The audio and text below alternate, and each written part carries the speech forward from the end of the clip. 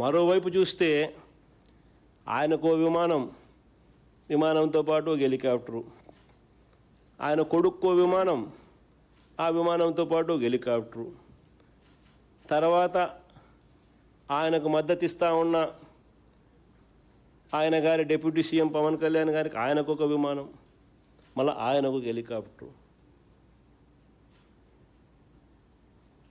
అందరూ గాల్లోనే. ముఖ్యమంత్రి గారు కొడుకు ఒక పూట విజయవాడలో ఉంటే మరో పూట హైదరాబాద్లో ఉంటాడు, ఇంకో పూట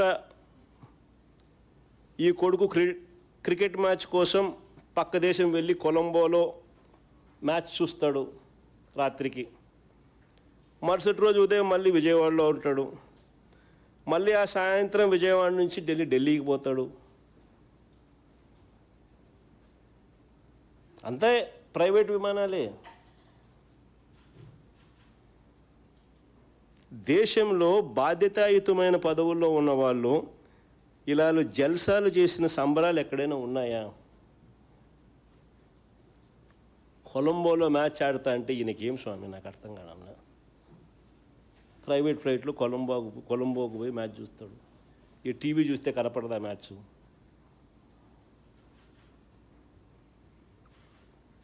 సరే క్రికెట్ అభిమానివే అనుకో, టీవీ చూస్తే కనపడదా? నేను కూడా నిన్న టీవీలోనే చూసిన మ్యాచ్.